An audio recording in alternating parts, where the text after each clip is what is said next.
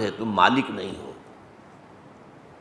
N امانت چند روزہ نزد ماست، در حقیقت مالک ہر شے خداست۔ یہ جو کچھ بھی ہے میرے پاس، یہ تو یہاں تک کہ آپ کا یہ جسم، یہ بھی آپ کے پاس اللہ کی امانت ہے۔ یہ ہاتھ اللہ نے آپ کو دے رکھا ہے، امانت ہے اس کی، اس کا غلط استعمال اگر ہوگا تو خیانت ہو جائے گی۔ یہ آنکھیں اللہ نے دی ہیں، ان کا غلط استعمال نہ ہو۔ کسی نامحرم عورت کو ایک دفعہ تو دیکھ لیا اچانک، دوبارہ اگر پلٹ کر دیکھا تو پکڑے جاؤ گے۔ یہ آنکھ کا غلط استعمال ہے، یہ اللہ کی امانت ہے تمہارے پاس۔ پہلی بات کیا ہوئی؟ ملکیت تامہ صرف اللہ کی، انسان کے لیے کیا؟ صرف امانت۔ نمبر 2، اب دیکھیے کس قدر انقلابی تصور ہے۔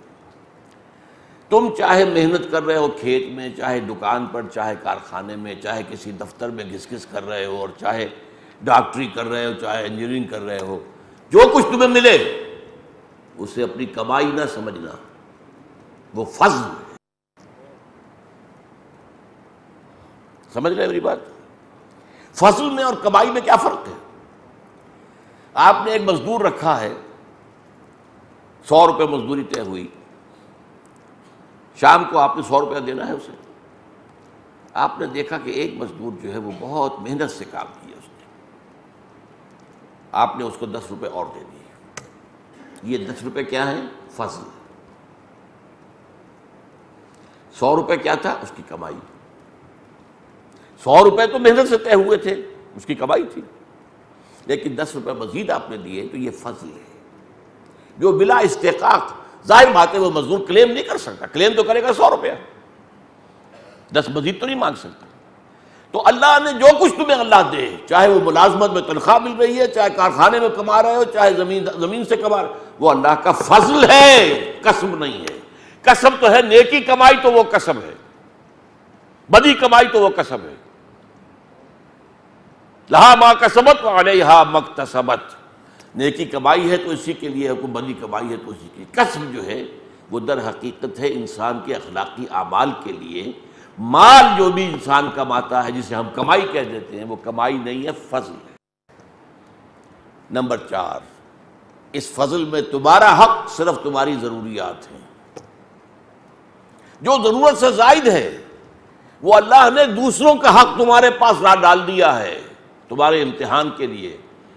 یا تو یہ کہ یہ دے کر دوسروں کو، غریبوں کو، فقراء کو، مساکین کو حق بحقدار رسید کر دو، ورنہ یہ کہ گویا کہ تم غصب کر رہے ہو، غاصب ہو۔ لہذا یہ 4 باتیں جو ہے، یہ آپ نے سوچا، کبھی ان باتوں پر غور کیا؟ اب آپ نوٹ کیجئے، جو قانونی نظام ہے وہ کیا ہے؟ آپ کی ملکیت ہو سکتی ہے، قانونی ملکیت، آپ کی دکان بھی ہو سکتی ہے، مکان بھی ہو سکتا ہے، کارخانہ بھی ہو سکتا ہے، کھیت بھی ہو سکتا ہے، قانونی یہ ہے۔ لیکن روحانی طور پر ملکیت اللہ کی، ہمارے پاس امانت، جو کچھ ہمیں ملتا ہے وہ اس کا فضل ہے، ہمارا کسب نہیں۔ کسب ہوتا تو ہم کہتے ہیں میں نے کمایا ہے، میں جس طرح چاہوں خرچ کروں، نہیں، فضل ہے اللہ کا۔ اللہ کا فضل ہے، اس میں تمہارا جائز حق کا کیا ہے؟ ضروریات۔ یسألونک ماذا ینفقون قل العفو، اے نبی یہ آپ سے پوچھتے ہیں کہ یہ بار بار کہا جا رہا ہے انفقوا انفقوا انفقوا، کتنا خرچ کریں، کہاں تک کریں؟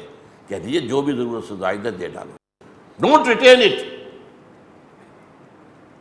اب آپ نوٹ کیجئے، حضور نے زندگی اس سطح پر گزاری، کبھی پیسہ رکھا اپنے پاس؟ سوچئے، صحابہ میں سے بھی ایک بہت بڑی جماعت تھی جنہوں نے اس سطح پر زندگی گزاری، جنہیں ہم فقراء صحابہ کہتے ہیں۔ یہ جو اصحاب صفہ تھے، یہ کون تھے؟ یہ کوئی کمائی کرتے تھے؟ کسی کی کوئی جائیداد تھی؟ اور بڑے صحابہ میں بھی سلمان فارسی، جن کے بارے میں حضور نے فرمایا سلمان منا اہل البیت، سلمان بھی ہمارے اہل بیت میں سے۔ ابو الدرداء، یہ کون لوگ تھے؟ فقراء، کچھ پیسہ نہیں رکھا۔ آپ سوچئے، اگر میں ایک بات آپ سے کہہ رہا ہوں تو آپ مجھے ہو سکتا ہے کہ عام آدمی سے کہوں تو وہ میرا سر پھاڑ دے گا، حضور نے زندگی بھر زکوٰۃ نہیں دی۔ کیا کہہ رہے ہو؟ اسلام کا رکن زکوٰۃ، اور حضور نے نہیں دی بھائی، اس لیے کہ زکوٰۃ تو ہوتی ہے کہ کوئی مال جمع ہو آپ کے پاس، مال رکھا ہی نہیں تو زکوٰۃ کس بات کی؟ اگر سورج کھڑا ہو جائے وہ مغرب کی طرف نہ ڈھل کے تو کیا ظہر کا وقت ہو جائے گا؟ وہ تو نہیں ہوگا. کھڑا ہے اگر وہیں پر تو ظہر تو نہیں آئے گی، عصر تو نہیں آئے گی. اب اسی طریقے سے مال رکھا ہی نہیں اپنے پاس کبھی تو زکوٰۃ کیسے ہوگی؟ وراثت کہاں ہوگی؟ کس بات کی وراثت؟ حضور نے تو فرمایا نحن معاشر الانبیاء لا نرث ولا نورث.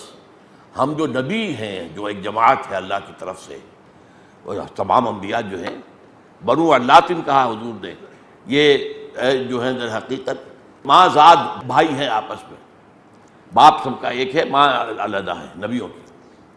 تو فرمایا کہ ہمیں تو نہ ہمیں وراثت ملتی ہے اور نہ ہماری کوئی وراثت آگے جاتی ہے. اسی پر تو جھگڑا کر لیا تھا حضرت فاطمہ رضی اللہ تعالیٰ عنہ نے. حضور نے باغ فدق رکھا ہوا تھا اپنے گھر والوں کے خرچے کے لیے. ان کے انتقال پر فرمایا، انہوں نے حضرت فاطمہ نے کلیم کیا یہ میرے باپ کی وراثت ہے، مجھے منتقل کرو. حضرت ابوبکر نے فرمایا حضور نے تو یہ حدیث کہی ہے کوئی وراثت نہیں ہوتی نبی کی.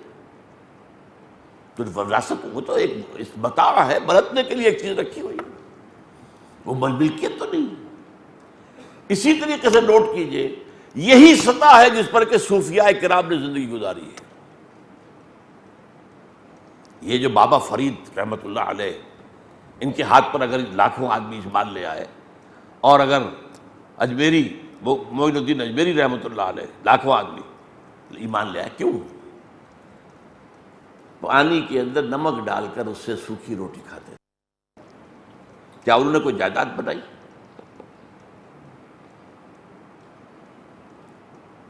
اب ان کے مقبرے جائیدادیں بن گئی ہیں، یہ دوسری بات ہے، اس کا اس ان سے کوئی تعلق نہیں. وہ تو جو بھی سجادہ نشین ہیں ان کے عیش، ان کے جو بھی ہو رہے ہیں، لیکن خود ان کا معاملہ کیا تھا؟ تو حضور کی زندگی کیا تھی اس روحانی سطح پر؟ ملکیت اللہ کی، ہمارے پاس جو کچھ ہے صرف امانت. جو کچھ ہم کمائیں عرف عام میں وہ ہماری کمائی نہیں ہے، وہ فضل ہے. اس میں ہمارا جائز حق صرف ہماری ضرورت ہے، ضرورت سے زائد دے دو، فارغ ہو جاؤ. حق بحقدار رسید فی اموالہم حق للسائل والمحروم. مال تو تمہیں دیا اللہ نے، لیکن اس میں حق رکھا ہوا ہے سائل اور محروم کا، وہ ادا کر دو ورنہ تم غاصب شمار ہو. یہ ایک مکمل نظام ہے. حضور اور فقراء صحابہ اور بعد کے دور میں صوفیاء کرام، انہوں نے اس سطح پر زندگی گزاری. لیکن اب اس کو میں کیا کہوں گا، highest and purest form of spiritual socialism. یہ روحانی سوشلزم ہے، سوشلزم عوامی، یعنی یہ کہ ساری دولت جو ہے وہ افراد کی بجائے تقسیم ہو جائے، اس کی جو ہے اس کا خیر لوگوں کے اندر پھیل جائے. کہ لا یکون دولۃ بین الاغنیاء منکم، یہ تمہارے صرف دولت مندوں کے درمیان جو ہے دولت کی الٹ پھیر نہ ہوتی رہے کہ ایک کروڑ پتی کی بیٹی لاکھوں کا جہیز لے کر دوسرے کروڑ پتی کے آگے چلی گئی تو دولت جو ہے چلی تو صحیح ادھر سے ادھر گئی، لیکن یہ امیروں کے درمیان الٹ پھیر میں ہے. یہ نظام اللہ نے دیا. اب آئیے لیگل لیول پر کیا ہے اسلام؟ کنٹرولڈ کیپٹلزم، انفرادی ملکیت. یس، یہ کھیت تمہارا ہے، یہ جو کارخانہ ہے تمہارا ہے، دکان تمہاری ہے، ٹھیک ہے، جو کماؤ گے وہ تمہارا ہوگا. البتہ حلال سے کمانا حرام سے نہیں، یہ ہے اصل میں وہ جو بعد میں بات واضح ہوگی، وہ کنٹرولڈ. جیسے میں نے کہا تھا نا گھوڑا بندھا ہوا ہے، ایک دائرہ وجود میں آ گیا، دائرے سے آگے نہیں جا سکتا. یہاں دائرہ ہے، 4 چیزوں سے بنتا ہے.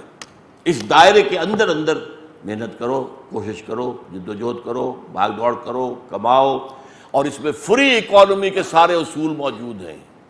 پرائیویٹ اونرشپ بھی ہے، کمپٹیشن بھی ہے، مقابلہ بھی ہو رہا ہے.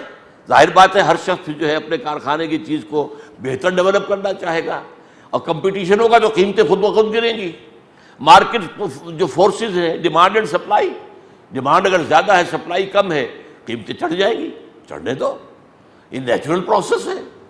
اگر ڈیمانڈ جو ہے کم ہو گئی ہے اور سپلائی زیادہ ہو گئی قیمتیں گریں گی، گرنے دو، یہ نیچرل پروسیس ہے. Hire and fire. آج آپ کسی کو ملازم رکھتے ہیں لیکن آپ اگر 2 دن کے بعد دیکھتے کہ یہ تو کام نہیں کر رہا صحیح طور پہ، آپ فائر کر سکتے ہیں، جب چاہے ملازم رکھے، جب چاہے نکال دیں۔ یہ سارا جو ویسٹرن کیپٹلزم کی کامیابی کا راز جس چیز میں ہے، وہ ساری چیزیں اسلام کے اندر موجود ہیں، لیکن کنٹرول کیا ہے، یہ ہے اصل بات۔ سود حرام، جوا حرام، شراب اور منشیات حرام، جنس کی بنیاد پر کمائی حرام، یہ 4 حرام جو چیزیں ہیں، یہ 4 دیواری بن گئی ہے اس کے اندر۔ ان 4 چیزوں سے ہٹ کر محنت کرو، زیادہ کماؤ گے تمہارا ہوگا، اور اس میں سے ایک حد سے آگے بڑھ جائے گے تم سے زکوٰۃ لے لی جائے گی۔ کیوں کہ یہ جو فری ہے اکانومی، اس 4 دیواری کے اندر فری اکانومی ہے، ہائر اینڈ فائر ہے، ڈیمانڈ اینڈ سپلائی ہے، فری اکانومی ہے، مارکیٹ اکانومی ہے، یہ ساری چیزیں موجود ہیں، پرسنل اونرشپ ہے، پرسنل انسینٹیو ہے۔ زیادہ کام کرنے کا جذبہ کیوں ابھرے گا؟ بھئی میری دکان ہے، میں زیادہ دیر رات کو بیٹھوں گا تو زیادہ کمائی ہو جائے گی، اچھا مال میں لا کے دوں گا، کم قیمت پر دوں گا تو میری بکری زیادہ ہوگی، ٹرن اوور زیادہ ہو جائے گا۔ یہ سارا کام آدمی کرتا ہے، اس کے اندر یہ کیپٹلزم ہے، لیکن کنٹرول یہ میں نے 4 دیواریں۔ اچھا اب اس میں آپ ایک حد سے آگے بڑھ گئے، کیونکہ فری ہے، کچھ آگے نکل جائے گی، کچھ پیچھے رہ جائے گی، وہ جو میں نے بتایا تھا، فری اکانومی میں تو لازماً ہوگا۔ لہذا اب یہ ہے جو آگے چلے گئے ہیں، ایک لائن کھینچ دی گئی، do you own 7 tolas of gold? تمہارے پاس 7 تولے سونا ہے یا 52 تولے چاندی ہے تو اب تم ڈونر ہو، اور جس کے پاس نہیں ہے وہ ریسیپینٹ ہے، یہ زکوٰۃ ہے۔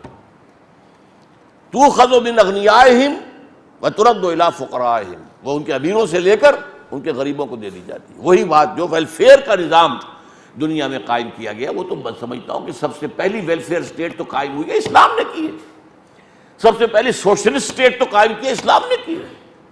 ہر شخص کی بنیادی ضروریات کی جو ہے کفالت ریاست کرے گی، اور اس کے لیے ذریعہ زکوٰۃ۔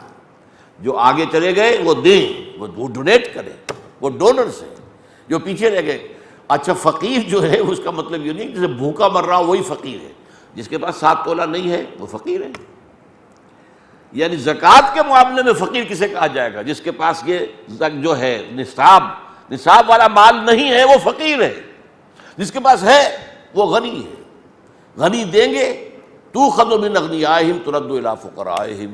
اس طریقے سے وہ انٹرنل مینجمنٹ آف کیپٹلزم بھی موجود ہے، لیکن ہے کس طریقے سے؟ خوبصورتی اس کی کیا ہے؟ دنیا میں سوشلزم کا جو نظام آج ہے وہ ٹیکسز کی بنیاد پر ویلفیئر چلاتے ہیں، اور ٹیکس جو ہے نیچرلی ہر شخص اسے اپنے اوپر بوجھ سمجھتا ہے، اور وہ تو راستے تلاش کرتا ہے ادھر سے ادھر سے، کسی طرح ٹیکس ایویژن ہو جائے، بچ جاؤں۔ بڑی بڑی کمپنیاں ہوتی ہیں جو راستے بتاتے ہیں ان سرمایہ داروں کو کہ ٹیکس سے بچنے کا یہ راستہ ہے، اس طرح بچ کر لو۔ اور زکوٰۃ عبادت ہے، عبادت میں اللہ سے ہیرا پھیری تو نہیں کرے گا انسان، عبادت ہے، لہذا وہاں تو وہ دے گا، پورا دے گا۔ لہذا اس سے جو نظام قائم ہوا زکوٰۃ کی بنیاد پر، جو سوشلزم قائم ہوا، واقعتاً یہ کہ اس کی کوئی نظیر ہی نہیں، اس کی کوئی مثال ہی نہیں۔ اب جو ہے آج کل آپ کو معلوم ہے امریکہ میں تو بہت کم نظام ہے اس کا ویلفیئر کا، بہت گھٹ گیا، بہت پیچھے ہے، زیادہ ننگا کیپٹلزم امریکہ میں ہے۔ برطانیہ اور کینیڈا اس سے بہتر ہیں، لیکن سب سے اوپر ٹاپ پر اسکینڈینیوین کنٹریز ہے، یہ سویڈن اور ناروے اور ڈنمارک۔ لیکن اب انہیں رفتہ رفتہ اپنا وہ کام گھٹانا پڑ رہا ہے، اس لیے کہ وہ ان کی اکانومی بیٹھ رہی ہے۔ آج جو ہے اس کیپٹلزم پر دوبارہ موت آنے والی ہے۔ آپ کو معلوم ہے امریکہ کے اندر جس طرح کی ریسیشن آئی ہے، جس طرح کی تباہی وہاں ہوئی ہے، اسی کے اثرات جو دبئی تک میں پہنچے ہیں، جو وہاں پہ جائیداد کی قیمتیں ایک دم آدھی ہو گئی، جب جو معاملہ بگڑا، کتنے لوگ پہلے دبئی چلو ہوتا تھا، اب دبئی سے نکل کے آ رہے ہیں۔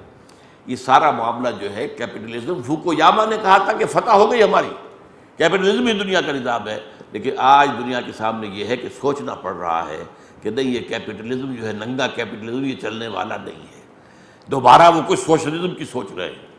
حالانکہ اصل میں یہ موقع ہے، اس وقت انسان ایک کراس روڈ پر آ گیا، کدھر جائے اب؟ پہلے اگر کیپٹلزم ناکام ہوا تھا تو کمیونزم آیا، کمیونزم ناکام ہو گیا تو پھر کیپٹلزم آ گیا، اور یہ گلوبلائزیشن کی شکل میں آ رہا ہے، عالمی یہ ہے سرمایہ دارانہ نظام۔